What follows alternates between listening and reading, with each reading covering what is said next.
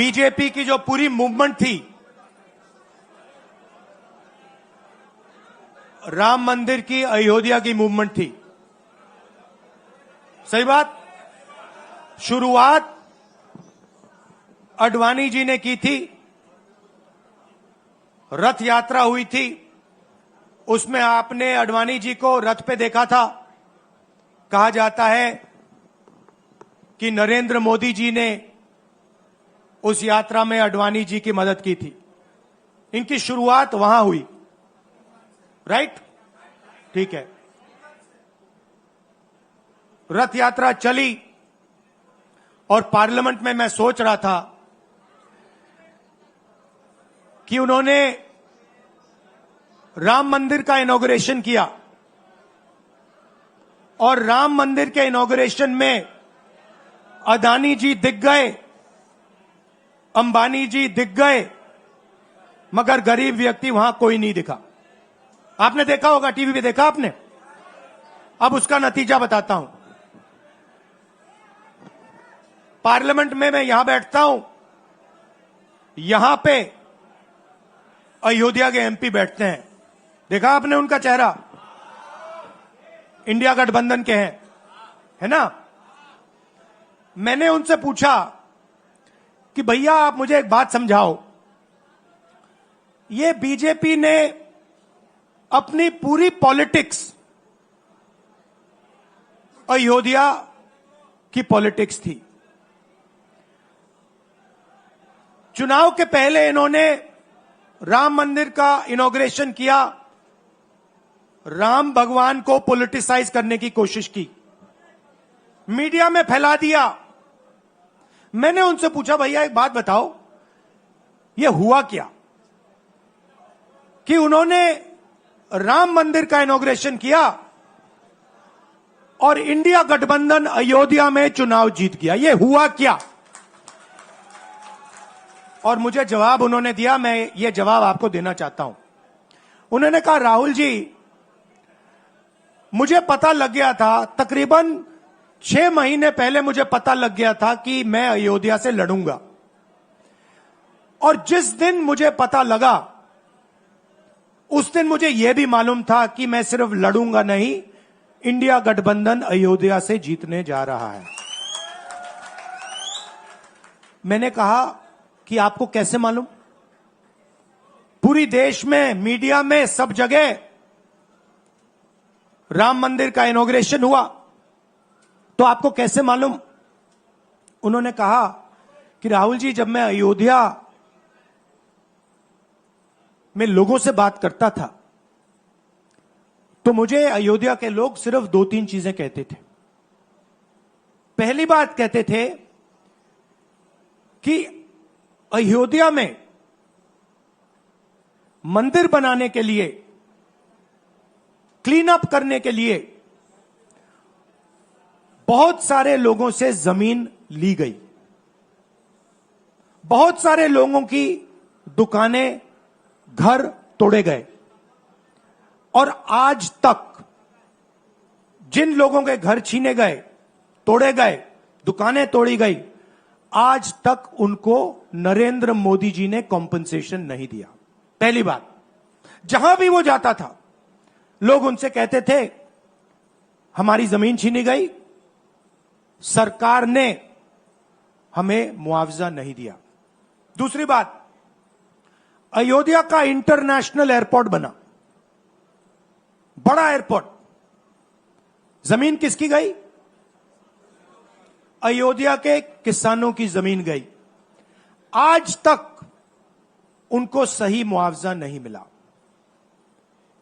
और तीसरी बात इन्होंने बताई मुझे, तीसरी बात, राहुल जी, अयोध्या की जनता को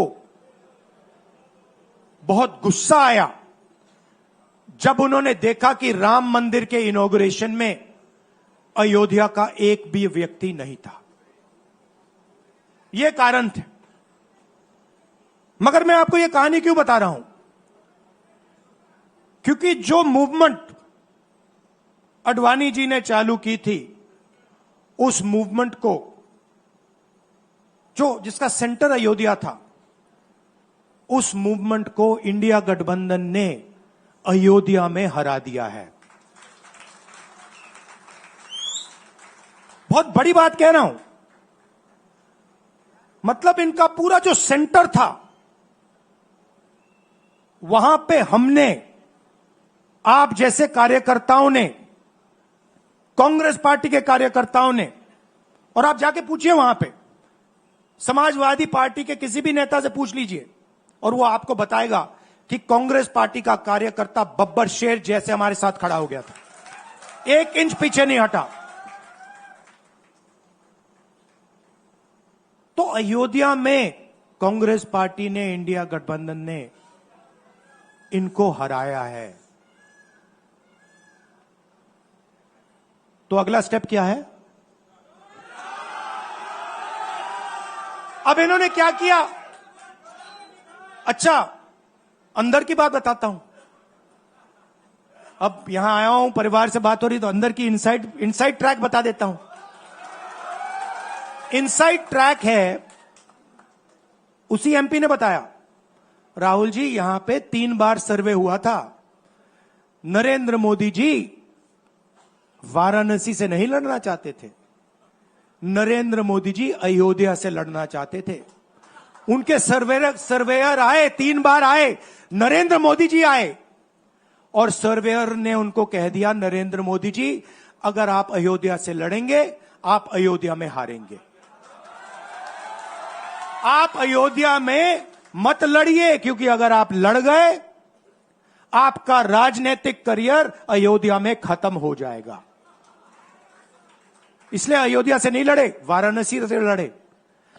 और वाराणसी में हमने 1-2 छोटी गलती कर दी, नहीं तो वहां उनको निपट लेते। मतलब आप देखिए, अयोध्या में उन्हीं के लोगों ने उनसे कहा कि हारोगे, और काशी में कितने से जीते? 1 लाख वोट से जीते। मतलब जान बचा के निकले हैं। सच्चाई है। जैसे मैंने पार्लियामेंट हाउस में कहा, हमारा काम, ये जो लगा रखा है मैंने आज, ये जो चिन्ह लगा रखा है, इसको क्या कहते हैं? अभय मुद्रा कहते हैं। ये आपका चिन्ह है, इसको भूलो मत। आप आज वापस जाओगे,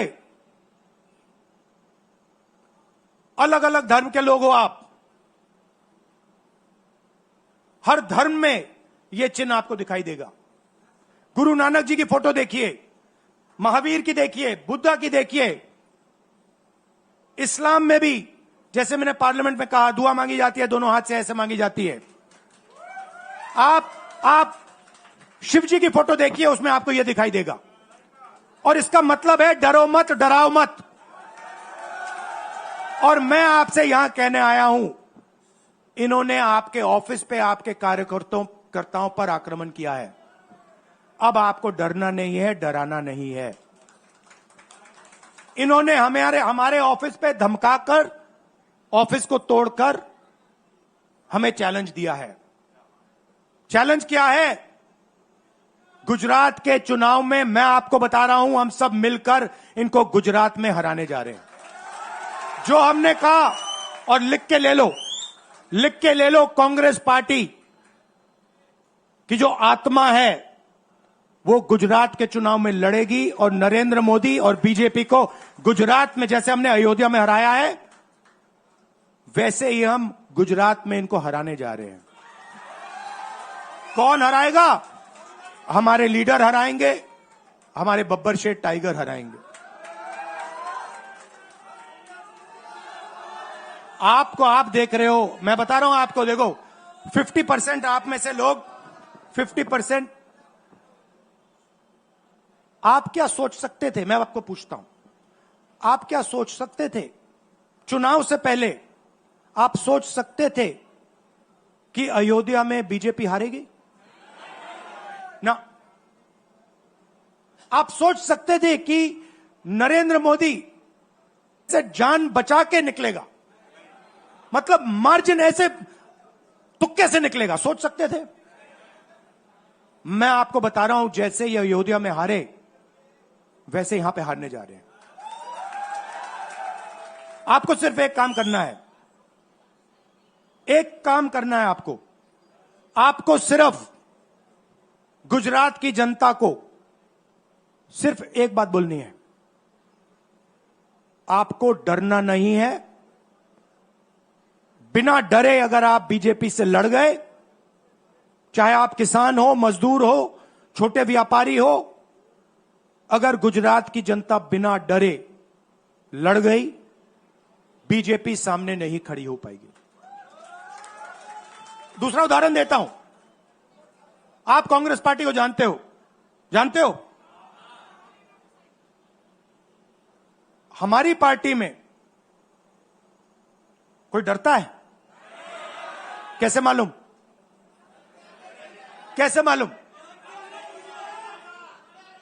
हमारी पार्टी में दिल से बात कर देते हैं। बड़ा सा बड़ा हो, राहुल गांधी हो, हमारे पार्टी के लोग कहते हैं राहुल गांधी, मुझसे कहते हैं, मेरे कमरे में आके कहते हैं, राहुल जी ये जो आपने किया हमें अच्छा नहीं लगा। कहते हैं, मैं बता रहा हूं आपको, और मैं कहता हूं आपने सही बोला, इस बार मैंने ऐसे नहीं करना था, जो आप बोल रहे हो वैसे करना था। हम डरते नहीं है, ना हमारे कार्यकर्ता हमें बोलने से डरते हैं, ना हम अपनी कार्यकर्ता की बात सुनने से डरते हैं, ना हमारा कार्यकर्ता हमसे डरता है। अब देखिए, मैं आपको रियलिटी बता रहा हूं। बीजेपी में नरेंद्र मोदी बैठे हैं, उनकी पूरी टीम बैठी है उनके सामने। मैं आपको इंटरनल बात बता रहा हूं, उनमें से कोई नरेंद्र मोदी को नहीं चाहता, मगर कोई नहीं चाहता। मतलब पूरी लीडरशिप टीम देख लो, आगे बैठी है। मैं बता रहा हूं आपको, अंदर की बात बता रहा हूं, इनसाइड ट्रैक दे रहा हूं, कोई नहीं चाहता, मगर दम नहीं है, डरते हैं।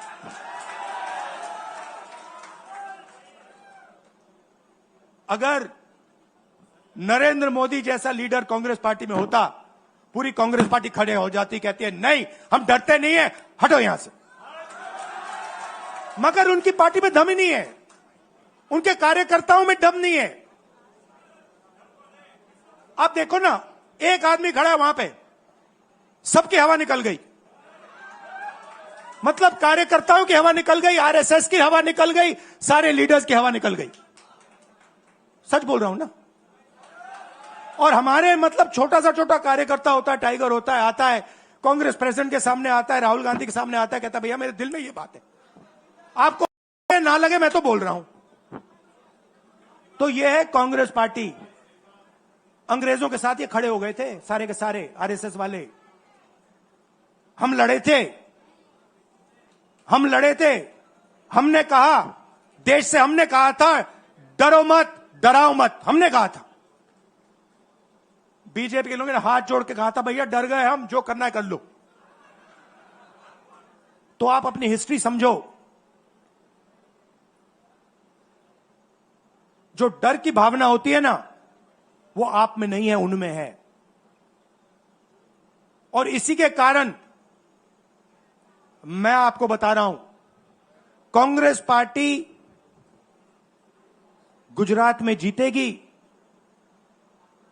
और गुजरात से ही नई कांग्रेस पार्टी बनेगी।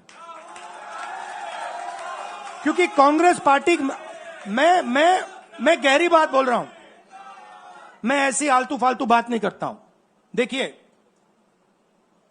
कांग्रेस पार्टी बनी कहां थी? मतलब हमारे जो सबसे बड़े नेता थे, जिन्होंने रास्ता दिखाया था। आप क्या सोचते हो, जब यहां अंग्रेज राज करते थे, क्या डर नहीं था? गुजरात के व्यक्ति ने कहा था, महात्मा गांधी ने देश को कहा कि देखो डरो मत, डराओ मत। और आग गुजरात से शुरू हुई थी। और आज अगर कांग्रेस पार्टी है,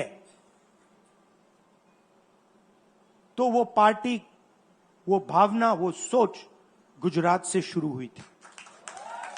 इसीलिए जब इन्होंने हमारा ऑफिस तोड़ा, मैंने सोचा भैया मौका मिल गया, अब हम इनको सबक सिखाएंगे। जैसे इन्होंने हमारा ऑफिस तोड़ा, वैसे ही हम उनकी सरकार को तोड़ने जा रहे हैं। अच्छा, अब मैंने दरोमत की बात करी, मगर एक शिकायत भी है। एक शिकायत भी है। यह भी नहीं है कि कांग्रेस पार्टी गुजरात में कमियां नहीं है, ये कहना पड़ेगा, कहना पड़ेगा। कमी क्या है?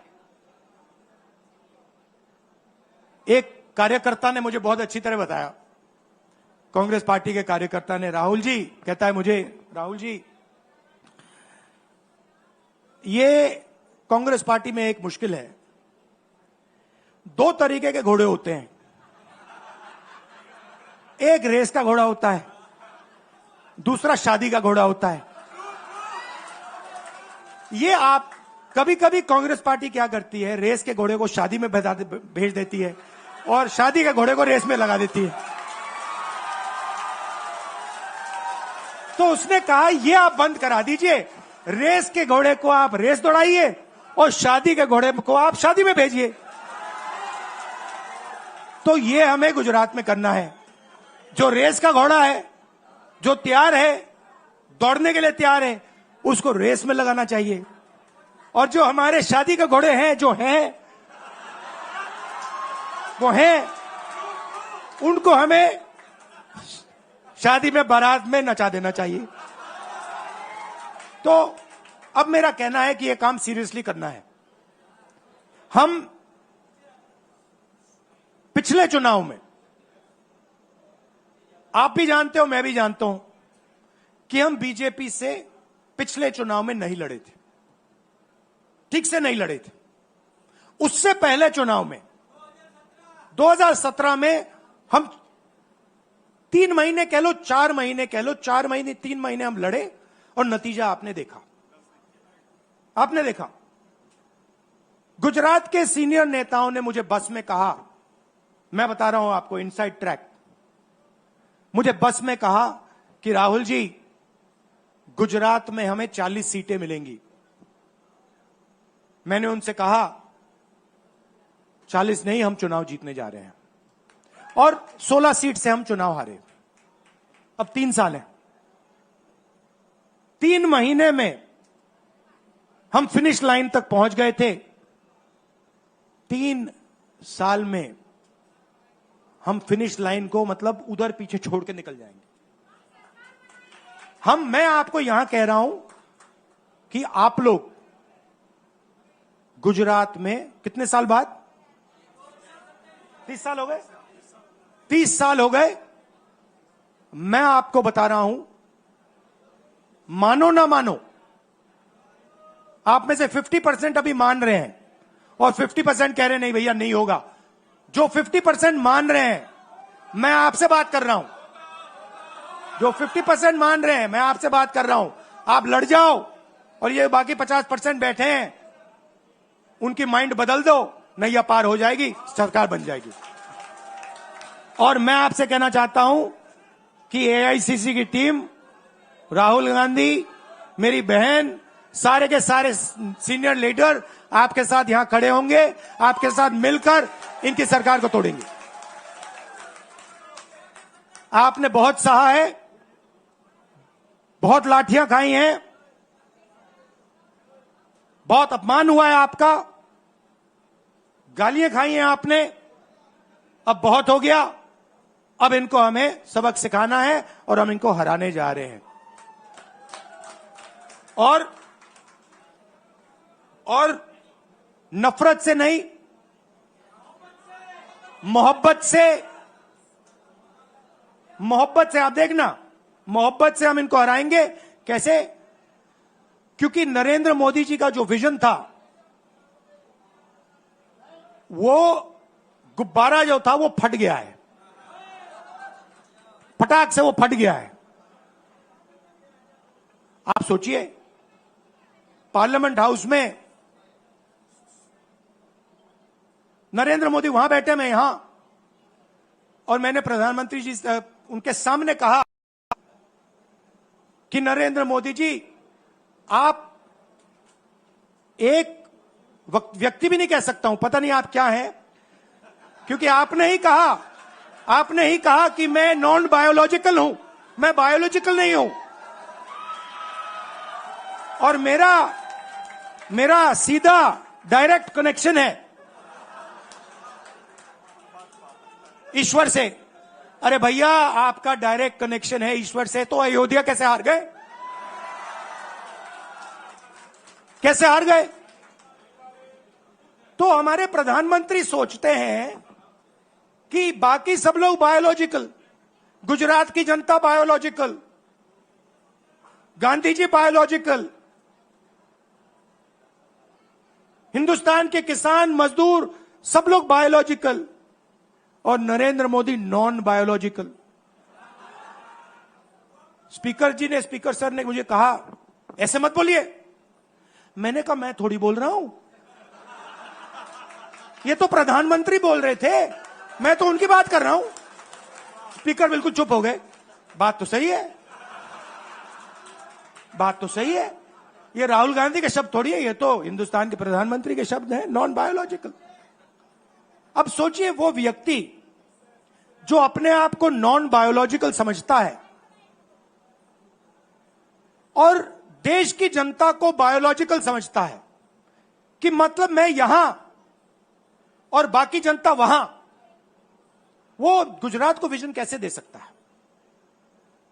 जो किसानों का दर्द नहीं समझ सकता, मजदूरों का दर्द नहीं समझ सकता, डायमंड इंडस्ट्री में जो काम करते हैं उनका दर्द नहीं समझ सकता, नॉन बायोलॉजिकल व्यक्ति वो गुजरात को कैसे रास्ता दिखा सकता है? नहीं दिखा सकता। तो अब आपका काम है गुजरात को विजन देना, गुजरात के युवाओं को, किसानों को, मजदूरों को, माताओं बहनों को विजन देना कि भैया हम आपके लिए ये करने जा रहे हैं। आपने हमारा मैनिफेस्टो देखा? हिला के रख दिया था बीजेपी को, आपने देखा? वैसा मैनिफेस्टो बनाना है गुजरात के लिए। गुजरात की जनता से मिलकर 1 लाख लोगों ने हमारा मैनिफेस्टो बनाया था। वैसे ही हम गुजरात में लाखों लोगों से पूछकर अपना मैनिफेस्टो बनाएंगे, गुजरात को विजन देंगे और फिर चुनाव पूरा दम लगा के लड़ेंगे और यहां इनकी जो सरकार है उसको तोड़ के हटप्परे कर देंगे। आप सबका दिल से धन्यवाद। आखिरी बात मैं कहना चाहता हूं, यहां जगन्नाथ यात्रा हो रही है, आप सबको और जो यात्रा में भाग लेंगे आप सबको शुभकामनाएं देना चाहता हूं और दिल से प्यार देना चाहता हूं।